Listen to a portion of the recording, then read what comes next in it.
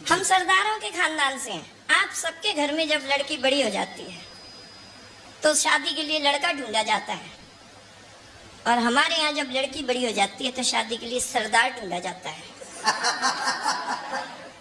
अब जिस वक्त मेरी शादी हुई उस वक्त तो मोबाइल भी नहीं थे, कुछ भी नहीं था। और पहले क्या होता था, आज की तरह फ्लैटों में बंद लोग नहीं रहते थे सर।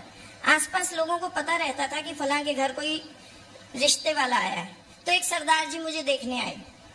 अब सरदार जी मुझे देखने आए, पूरे मोहल्ले को पता था आज इनके घर में कोई सरदार आया देखने। अब सरदार जी सामने वाली टेबल पर बैठे थे, मैं इधर बैठी थी, इधर मेरी मम्मी बैठी थी, इधर मेरे पापा जी बैठे थे। थोड़ी देर बातचीत हुई, चाय पीते रहे, फिर मेरी मम्मी रसोई में चली गई। 19 साल तक मैंने अपने बापू को किचन में जाते नहीं देखा, उस दिन वो भी चले गए। अब रह गए मैं और सरदार जी। सरदार जी पूरा कप चाय पी गए। मैंने कहा वो लोग तो मुझे छोड़ के गए हैं कि कोई बात हो जाए, पर ये तो कुछ बोल ही नहीं रहे।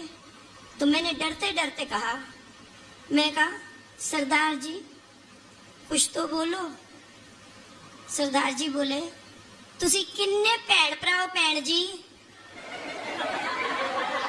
अब उन्होंने भैन जी बोला तो मैं क्या सत श्री अकाल, अभी तक तो मेरा एक भाई था, तुसी दूजे भरा हो गए, सत श्री अकाल। अब बात यहाँ खत्म नहीं हुई। अब जब वो चले गए तो मोहल्ले वालों ने पूछा क्या हुआ। अब मम्मी डैडी ने बता दिया कि मुंडे ने ते कुड़ी नू भैन कह दिता ते वो भरा बन गया। अब जहां मैं निकलूं मोहल्ले में सब जगह जेड़ा मुंडा वेखण आया सी वो तेरा वीर जी बन गया, उन्हें तेनू भैन कह दिता। पूरे मोहल्ले में चर्चा, पूरे घर में चर्चा। अब क्या हो, अब क्या हो, अगली बार फिर एक सरदार जी देखने आए। अब सरदार जी देखने आए तो हूं तो मैं भी सरदार नहीं, तो वही किस्सा दोबारा भी दोहराया गया। फिर से सरदार जी चाय की टेबल पर बैठे, मैं इधर बैठी, इधर मम्मी इधर डैडी, वही किस्सा दोबारा दोहराया गया। और मम्मी किचन में गई, पीछे पीछे पापा भी चले गए। लेकिन ये सरदार जी और महान, एक कप चाय का पी गए, कुछ नहीं बोले, दूसरा पी गए, कुछ नहीं बोले, तीसरा भी जब उन्होंने कप उठा लिया तो मैं उठ गई। मैं कहा वीर जी कुछ तो बोल दो। अब वो खड़े हो गए, बोले भैन राखी वाले दिन आ जावांगा, सत श्री अकाल। फिर मोहल्ले में पता लग गया, बोले ओहो हुन तू वीर जी कह देता। अब सारे मोहल्ले वाले, पहले सब सलाह दिया करते थे सर, सारे मोहल्ले वालों ने मेरे मम्मी डैडी को सलाह देनी शुरू की। बोले तीसरी बार कोई सरदार ना बुलायो। बोले क्यों? बोले इन्हें वीर जी कह देना है, उन्हें भैन जी कह देना है, भैन भराई बनते रहेंगे, इन्हों का ब्याह नहीं होना, कि इनकी शादी नहीं होगी, ये बहन भाई बनते रहेंगे। बोले फिर क्या करें? मेरे मम्मी डैडी ने कहा, बोले आपको जो लड़का पसंद आ जाए शादी कर दो, इन दोनों को अकेले नहीं बिठाना। अब बात समझो, अब मेरे मम्मी डैडी ने एक सरदार जी पसंद किए और उनसे मेरी शादी कर दी गई, जो मेहरौली दिल्ली में रहते हैं। हम लोगों को अकेला नहीं बिठाया गया कि कहीं वो वीर जी, मैं वीर जी और वो बहन जी ना बोल दें। लेकिन एक बात बताओ, शादी करा दी गई, कब तक अकेला नहीं बिठाओगे? और फिर किस्सा शुरू हुआ तब। अब जब कमरे में अकेला बिठा दिया गया, 4 घंटे तक मैं चुप, मुझे समझा के भेजा गया था वीर जी नहीं कहना, उनको भी समझा दिया गया था बहन जी नहीं कहना। जैसे तैसे हम चुपचाप बैठे बैठे बैठे बैठे टाइम काट रहे थे। सुबह 4 बज गए तो मैंने कहा कुछ तो बोलो सरदार जी। मैंने वीर जी नहीं कहा, मैंने कहा कुछ तो बोलो सरदार जी।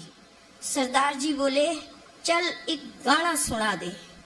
मैं बहुत संस्कारी बच्ची थी, मैं बहुत संस्कारी बच्ची थी। मैंने गाना शुरू किया, भैया मेरे राखी के बंधन। वो बोले चुप हो जा मेरी माँ। अब मैंने कहा आप कुछ पूछो।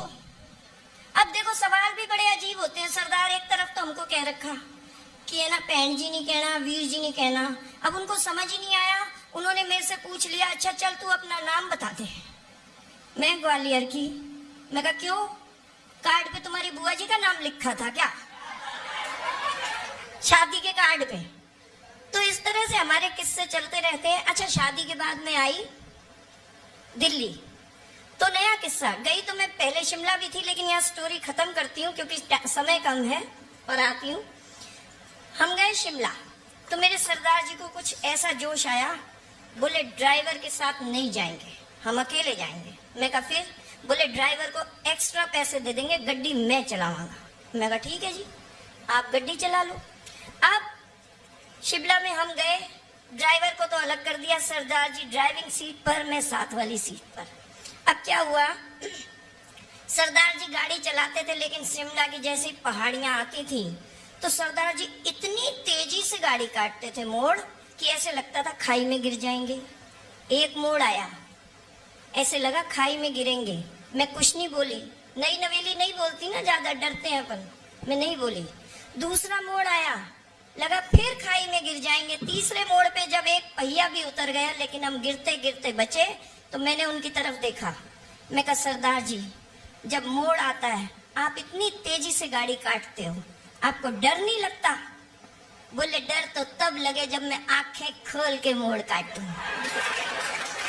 बोले मोड़ आता है मैं तो आंखें बंद कर लेता हूँ, कट गया तो सतनाम नहीं थे वाहेगुरु जी।